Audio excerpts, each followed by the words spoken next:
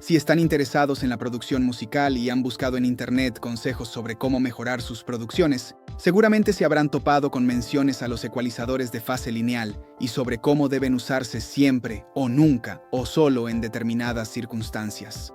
Si esta información contradictoria los ha confundido, nosotros nos encargamos de poner orden.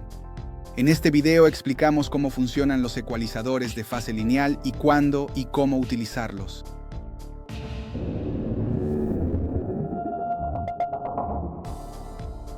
Todos los ecualizadores realizan fundamentalmente tres tareas. Cambian la ganancia de una banda de frecuencias, introducen un retardo o un desplazamiento de fase y añaden ringing. Si elegimos usar un ecualizador, está claro que queremos modificar la ganancia de algunas frecuencias, pero como consecuencia también obtenemos los otros dos efectos. Estos tres aspectos están relacionados entre sí, tanto que representan esencialmente tres formas diferentes de describir la misma operación, la ecualización. Mientras que comprender el cambio de ganancia es bastante intuitivo, para tener una visión completa del funcionamiento de los ecualizadores de fase lineal, es necesario entender el desplazamiento de fase y el ringing. La fase de una onda indica su posición dentro del ciclo en un momento determinado. Se mide en grados de 0 a 360. Para nuestra percepción, la fase absoluta de una señal no es tan importante.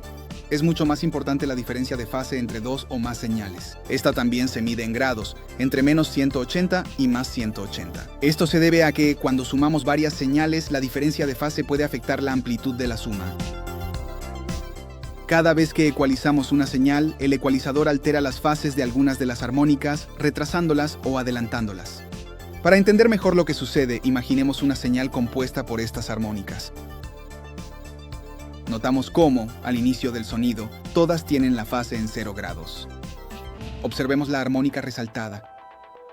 Al pasar por un ecualizador, vemos que a la salida sufre un desplazamiento de fase y ya no comienza en 0 grados.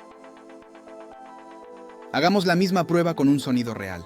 Tomamos un golpe de bombo y lo ponemos en dos pistas diferentes. Ecualizamos una de las dos pistas y comparamos las formas de onda. Notamos que la pista ecualizada está desplazada respecto a la original debido a la acción del ecualizador. La diferencia de fase entre dos señales puede representarse en un gráfico como este, donde en el eje X encontramos las frecuencias del sonido y en el eje Y encontramos los grados de desplazamiento. Una línea recta indica que no hay ninguna alteración de la fase de las señales, las frecuencias entran y salen del ecualizador manteniendo las relaciones de fase originales. Un gráfico como este indica, en cambio, que algunas frecuencias salen del ecualizador adelantadas y otras retrasadas, alterando las relaciones de fase originales. Como podemos ver, la distorsión de fase se vuelve más evidente cuanto más extremas son las configuraciones del ecualizador. Últimamente se presta mucha atención a esta distorsión de fase, quizás precisamente por su nombre, distorsión. Sin embargo, esta distorsión no es un efecto secundario ni un defecto del ecualizador, sino que es parte integral del proceso de ecualización. La distorsión de fase es esencial para obtener la curva de ecualización deseada. Es importante subrayar que no es la ecualización la que causa la distorsión de fase, sino que es la distorsión de fase la que causa la ecualización. Sin la distorsión de fase no sería posible obtener ninguna ecualización. Este fenómeno está presente tanto en los ecualizadores analógicos como en los digitales. En los ecualizadores analógicos, son los componentes reactivos como los condensadores y las bobinas los que causan un desfase en la señal. En digital, el mismo efecto ocurre debido a la forma en que se procesan las muestras. La distorsión de fase en digital, por lo tanto, no es una simulación para emular el sonido analógico, sino un efecto necesario para lograr una ecualización específica. Entendido el problema de la distorsión de fase, es bastante sencillo comprender cómo eliminarla para obtener una ecualización de fase lineal. Si retomamos esta imagen, no es difícil entender que si hacemos pasar la señal que acaba de salir del ecualizador nuevamente por el mismo ecualizador, pero en reversa, todas las armónicas vuelven a su fase original. De hecho, la armónica resaltada que a la salida del ecualizador había sido retrasada, después de invertir la señal se encuentra adelantada y un segundo paso por el ecualizador con los mismos ajustes la retrasará de nuevo, devolviéndola ahora a fase con las demás. Por ejemplo, en lugar de aplicar 4 decibelios a 1000 hercios en una sola pasada, podemos aplicar 2 decibelios en la primera pasada, invertir la señal, añadir otros 2 decibelios en la segunda pasada y finalmente invertir de nuevo la señal. De este modo hemos aplicado la misma ecualización de 4 decibelios en total, pero en 2 pasadas, eliminando así la distorsión de fase. Este es el concepto que está detrás de los ecualizadores de fase lineal. Hagamos un ejemplo práctico. Tomemos el mismo golpe de bombo del ejemplo anterior y pongámoslo nuevamente en 2 pistas. Para no distraernos con las variaciones de ganancia, modificamos solo la fase de uno de los golpes de bombo utilizando un plugin específico como el Freeform Phase de Melda Production. Configuramos el plugin a nuestro gusto y mantenemos siempre los mismos ajustes. Aplicamos el efecto en la pista y observamos cómo es evidente el desfase respecto a la otra. Ahora aplicamos el reverse una primera vez, luego nuevamente el Freeform Phase y finalmente el reverse una segunda vez. Podemos notar cómo el golpe de bombo ha vuelto a estar en fase con el original debido a los 2 desplazamientos de fase iguales pero opuestos. Esta solución funciona, pero conlleva un gran problema. No puede aplicarse en tiempo real, porque para hacer el reverse primero debemos tener la señal completa. Por lo tanto, no es una solución aceptable, porque cuando trabajamos con un ecualizador queremos escuchar el resultado mientras trabajamos, no después. Entre los ecualizadores que trabajan en tiempo real, distinguimos 2 categorías. Los ecualizadores de fase mínima, que no pueden eliminar la distorsión de fase, y los ecualizadores de fase lineal, que en cambio pueden corregir los problemas de fase. Son de fase mínima todos los ecualizadores analógicos y la mayoría de los digitales, mientras que solo algunos de los digitales son de fase lineal. La fase lineal en tiempo real es, por lo tanto, una exclusiva del mundo digital y la única manera de obtenerla a partir de un ecualizador de fase mínima es utilizar el método del doble reverse que acabamos de mencionar. Para continuar y comprender el funcionamiento de los ecualizadores de fase lineal, es necesario entender los conceptos de respuesta al impulso y de ringing. Una señal puede representarse gráficamente en 3 dimensiones: frecuencia, amplitud y tiempo. Por lo tanto, necesitaríamos un gráfico tridimensional como este, pero más comúnmente utilizamos representaciones en 2 dimensiones, como estas. En esta vemos cómo varía la amplitud en el tiempo, mientras que en esta otra vemos la amplitud de las frecuencias que componen la señal. Es importante entender que estas son 2 representaciones complementarias. Si una señal existe en el dominio de las frecuencias, entonces también existe en el del tiempo, y viceversa. De hecho, podemos pasar de una representación a la otra utilizando fórmulas como la transformada de Fourier y la transformada inversa de Fourier. En resumen, la misma señal puede visualizarse tanto en el dominio del tiempo como en el de las frecuencias. Esto es igual a esto. Algo que a menudo no está claro es que la ecualización configurada en un ecualizador corresponde efectivamente a una señal real. Sin embargo, esta señal es virtual, por así decirlo, y solo existe cuando hay otra señal de entrada en el ecualizador. Estamos acostumbrados a ver esta señal en el dominio de las frecuencias, pero por lo que acabamos de decir, también existe en el dominio del tiempo. Para observarla, enviamos un impulso, es decir, una señal compuesta por una sola muestra, a la entrada del ecualizador. Lo que obtenemos en la salida es la respuesta al impulso del ecualizador, que representa la ecualización en el dominio del tiempo. De hecho, si analizamos esta respuesta al impulso con un analizador de espectro, volvemos a ver la curva de ecualización configurada. En la práctica, lo que hace un ecualizador es combinar 2 señales, la de entrada y la respuesta al impulso, que representa la ecualización. En el ejemplo anterior, el ecualizador combinó el impulso y la respuesta al impulso. Sin embargo, sabemos que una señal digital está formada por una sucesión de impulsos, por lo que el ecualizador combina cada uno de estos con su respuesta al impulso. Según el tipo de respuesta al impulso, los filtros digitales pueden ser de 2 tipos: respuesta al impulso infinita, IIR, y respuesta al impulso finita, FIR. Los filtros IIR son similares a los analógicos porque combinan las muestras utilizando un circuito de retroalimentación, es decir, toman la muestra de salida del ecualizador y la envían a la entrada.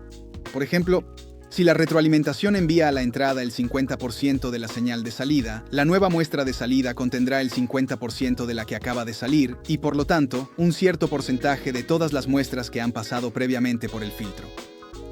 Con cada vuelta de retroalimentación, la contribución de la primera muestra se reduce sin llegar nunca a ser 0, creando así un bucle infinito. Esto implica que la primera muestra de entrada también influye en la última debido a la retroalimentación continua.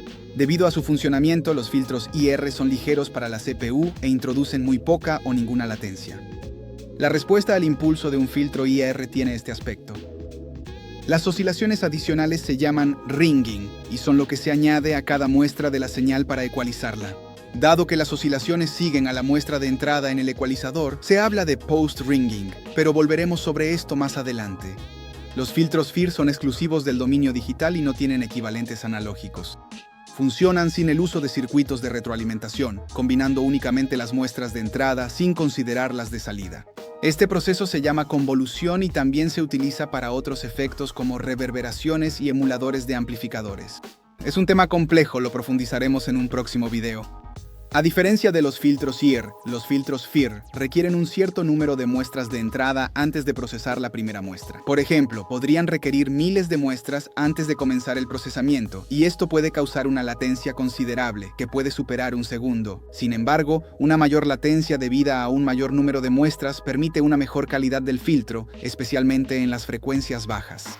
Podemos comparar en un gráfico el comportamiento de ambos filtros. Si enviamos una sola muestra a la entrada, vemos cómo la respuesta del filtro FIR es efectivamente finita en el tiempo, mientras que la del IR continúa indefinidamente. De ahí los nombres respuesta al impulso finita, FIR, y respuesta al impulso infinita, IIR.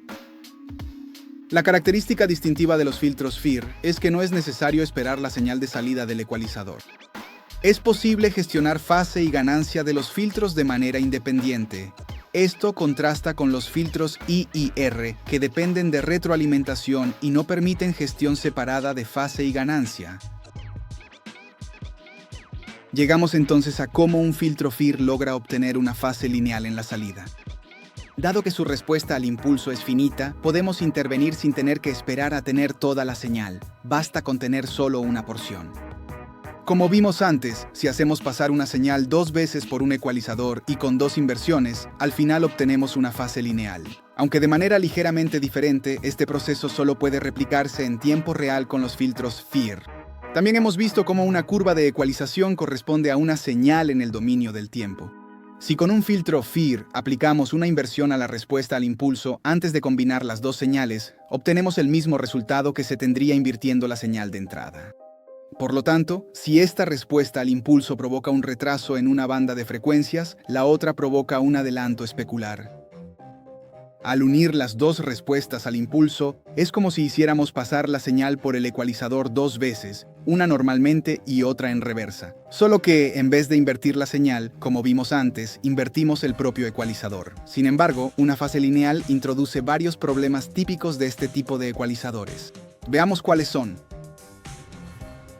Los filtros IR para funcionar requieren relativamente pocos cálculos, normalmente alrededor de 5 multiplicaciones por cada muestra de la señal a procesar. Esto se debe a que la retroalimentación presente en el circuito permite tener en cuenta todas las multiplicaciones realizadas anteriormente. En cambio, en los filtros FIR se necesitan muchas más multiplicaciones, precisamente porque no hay retroalimentación. De hecho, para calcular una muestra de salida, un filtro FIR necesita utilizar varias muestras de entrada. Cuanto mayor es el número de muestras consideradas, mayor es la precisión del filtro.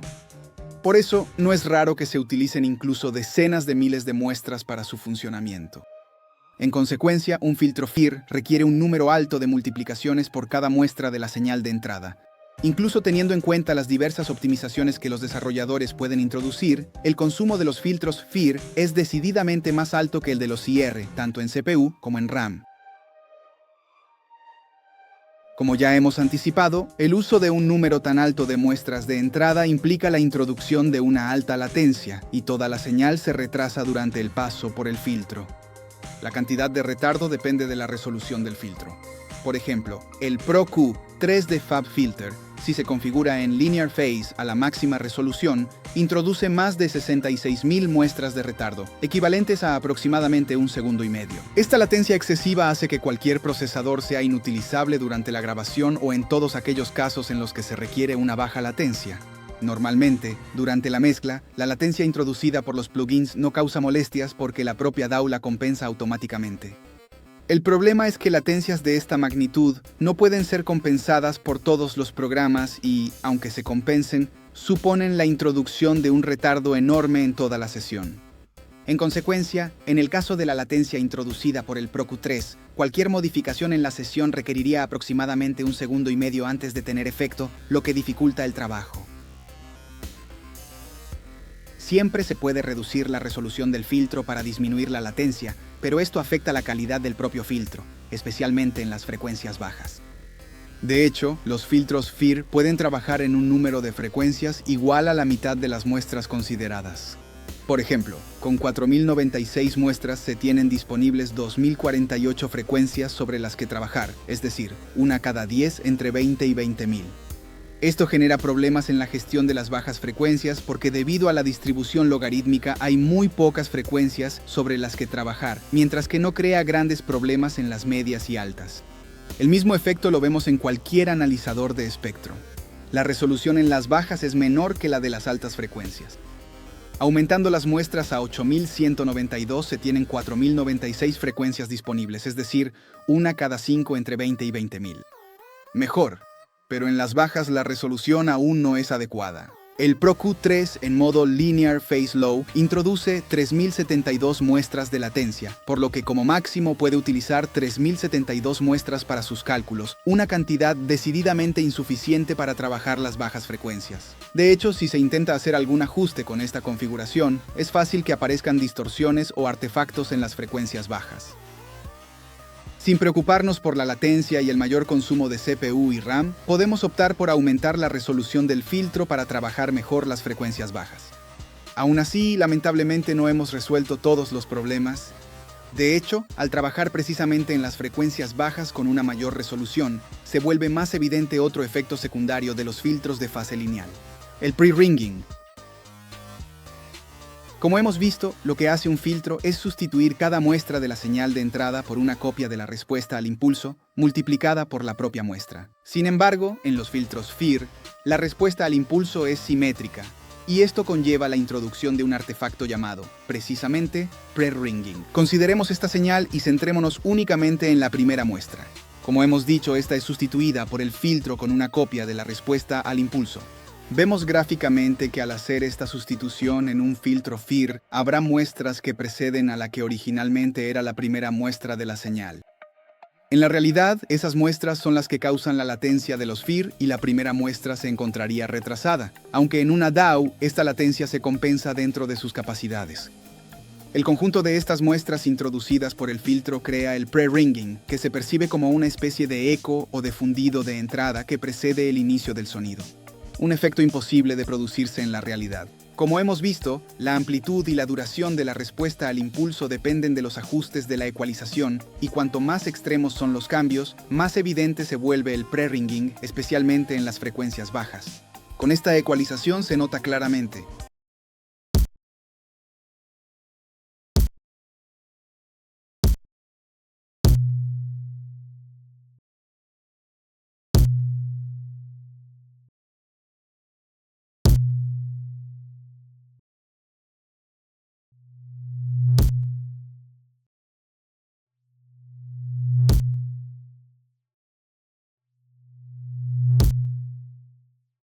Y renderizando el ecualizador también podemos verlo.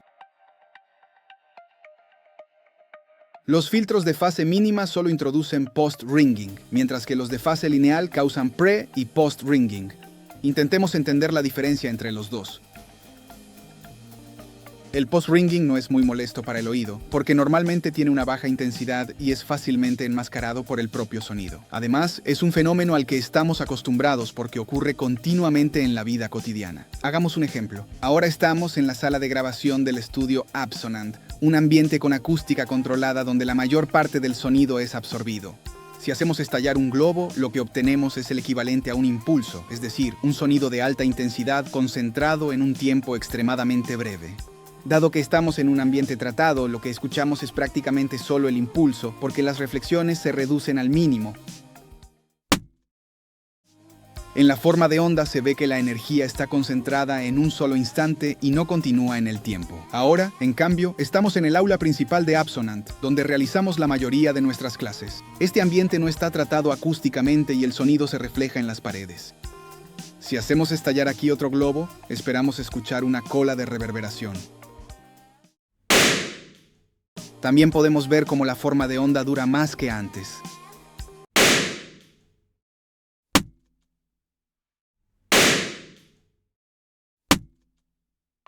Esta reverberación puede considerarse como la respuesta al impulso o el ringing del ambiente y no nos causa ninguna molestia, sino que, al contrario, nos proporciona información sobre el entorno en el que nos encontramos. Si hacemos estallar dos globos en rápida sucesión, la segunda explosión enmascarará el ringing provocado por el primer globo, haciéndolo menos evidente. Como hemos dicho, estos son fenómenos que ocurren a diario y a los que estamos acostumbrados, por lo que no resultan molestos. El pre-ringing, en cambio, es un fenómeno que no puede reproducirse en la realidad, porque equivaldría a escuchar la reverberación antes del sonido que la provoca. No es posible. Además, a diferencia del post-ringing, el pre-ringing inicial no está enmascarado por otros sonidos y resulta particularmente evidente. Si fuera posible recrearlo, el pre-ringing provocado por un globo que explota sonaría así. Sería difícil no notarlo. Además, uno de sus efectos es que los transitorios pierden impacto porque distribuye la energía en un periodo de tiempo más largo, suavizándolos. Estas razones hacen que el pre-ringing sea particularmente molesto y evidente, por lo que es importante evitarlo o minimizarlo en lo posible. Un filtro de fase lineal es necesario en todas aquellas aplicaciones en las que es importante no alterar la fase y la forma de onda de una señal, como en un electrocardiograma o un electroencefalograma, por ejemplo. Si en este tipo de exámenes filtramos la señal para eliminar el ruido de fondo o interferencias externas, es muy importante que la relación de fase entre las señales se mantenga para una lectura correcta. De hecho, los filtros de fase lineal fueron desarrollados originalmente con fines científicos y solo posteriormente fueron adoptados para la producción de audio. Sin embargo, en este campo, un ecualizador de fase lineal no es tan indispensable como a menudo se cree. Esto también lo demuestra el hecho de que, cada vez que se presenta, se hace referencia a problemas de fase que introduce un ecualizador de fase mínima, reconocibles como alteraciones del gain en una banda. En esta explicación, nos parece que hay una contradicción. Por lo general, cuando se utiliza un ecualizador es para corregir un problema. Por lo tanto, el supuesto es que el sonido que estamos tratando, por algún motivo, no nos satisface. No hay razón para empeñarse en mantener la coherencia de fase de un sonido que no nos gusta. Es como remodelar una casa vieja pero poniendo mucho cuidado en conservar las grietas en las paredes. En este escenario, la distorsión de fase no es un problema, sino más bien la solución que nos permite alcanzar el sonido que nos satisface. Además, como ya hemos visto, el oído humano no es muy sensible a la fase absoluta de una señal. Por ejemplo, dos ondas a 100 hercios con cualquier diferencia de fase suenan indistinguibles cuando se escuchan solas. Sin embargo, las diferencias de fase son importantes cuando se suman señales que tienen entre sí una relación de fase, como en un procesamiento en paralelo o en una grabación con varios micrófonos, como por ejemplo la de la batería. En estas situaciones, por lo tanto, puede parecer lógico usar un ecualizador de fase lineal si se quiere ecualizar solo una de las señales. Pero si usamos un ecualizador solo en una de las señales y no en todas, es porque la suma de ellas no nos convence. También en este caso, no hay motivo para querer mantener la relación de fase entre las señales. Además, si el resultado de la ecualización no es agradable, se puede seguir interviniendo trabajando en el contexto hasta que lo sea, compensando a oído. En este escenario, el uso de un ecualizador de fase lineal no aporta ninguna ventaja, sino más bien solo los inconvenientes de los que hemos hablado. Dado que la coloración de fase no es un problema, un ecualizador de fase mínima sigue pareciendo la mejor solución. A pesar de esto, una situación en la que un ecualizador de fase lineal puede aportar algunas ventajas es en la creación de un crossover. Cuando se divide una señal en diferentes bandas para tratarlas por separado, es necesario mantener la fase original de la señal. De este modo, cuando la recomponemos, la señal no sufre distorsiones debidas a la fase. Veamos un ejemplo. Esta es la señal original.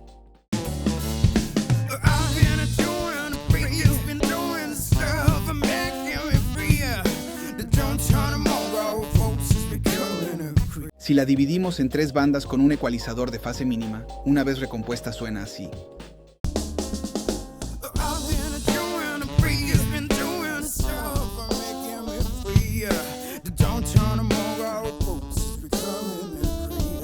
Se percibe una diferencia respecto al original. Hagamos lo mismo con un ecualizador de fase lineal.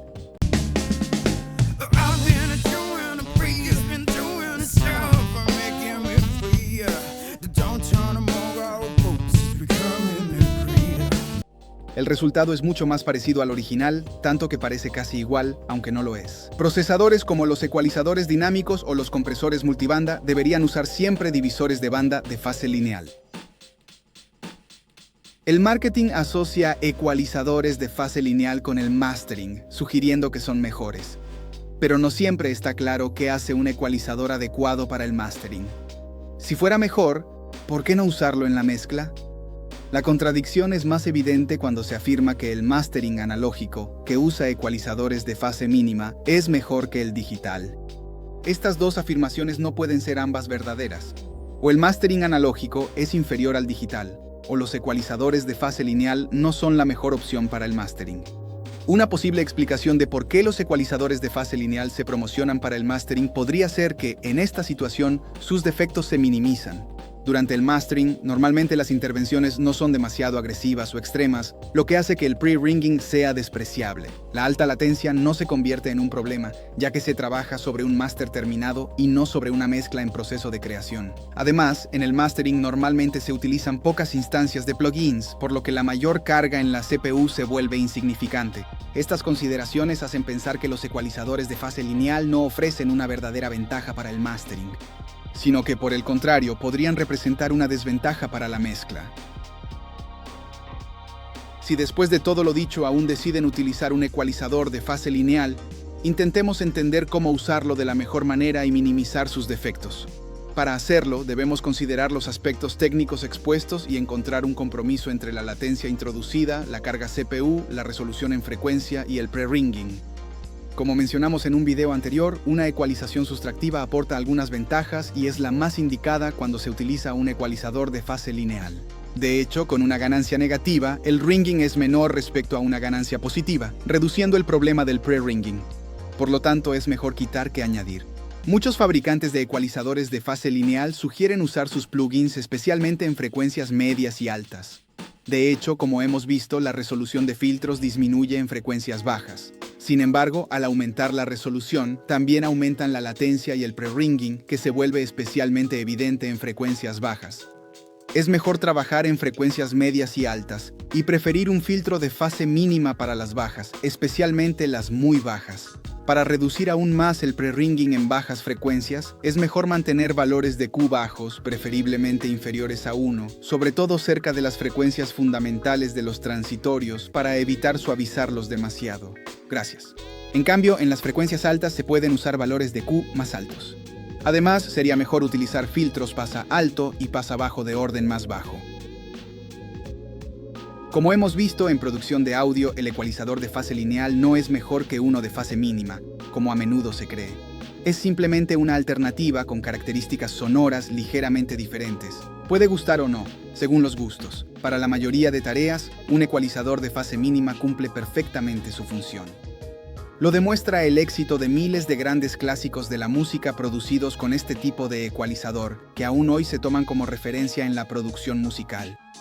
Ahora que saben todo sobre los ecualizadores de fase lineal, pueden tomar decisiones más informadas y sin dejarse influenciar por el marketing. Concéntrense en lo que realmente importa, conseguir el sonido que tienen en mente.